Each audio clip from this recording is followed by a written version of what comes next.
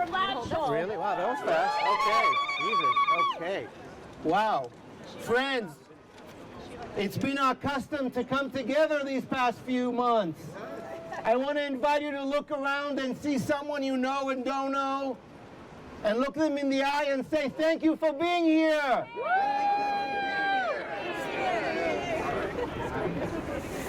So I want to reflect on the fact that on this night, this evening here and in Israel, there is a lot of tension.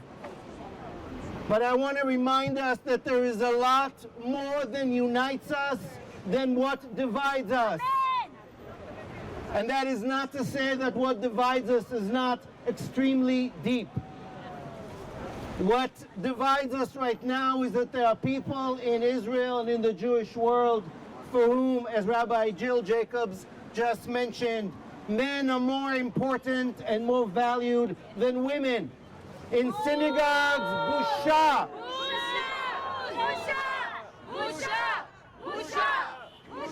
And while it's all right in synagogues to have different flavors of how you worship, at public places, in the civic square, in Israel and elsewhere, that is not the type of equality we're dreaming about. There are people who want the rights of Jews to be more than the rights of Gentiles. There are people who want the rights of heterosexuals to be more than those of LGBTQ. There are those who want the rights of Israelis to be more than the rights of Palestinians. There are those who want those on the right to have more power than those on the left. So yes, there is a lot that divides us. But I want to invite us tonight to think, even though what unites us at the heart of this divide between Israelis, between Jews, between people in this country in Israel, can you think of something that unites us that is greater than that which divides us? We definitely want a constitution. It's been 75 years since Israel was born and did not take responsibility for a constitution that will have the word equality at its heart.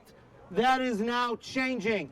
This is a constitutional crisis. It might become a constitutional moment where a rebirth of equality and dignity, justice and prosperity for everybody in Israel and in Palestine, in Bnei Brak and in Tel Aviv, all over Israel.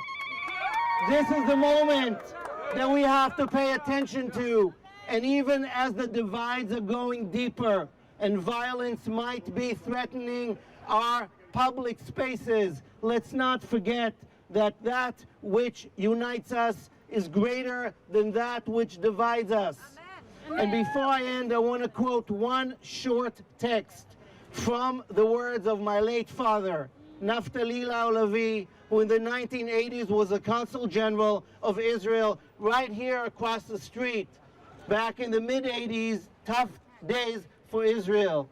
And my father, of blessed memory, wrote a book. And in the end of the book, he wrote about brothers without brotherhood. He talked about the relationship of American Jews and Israeli Jews.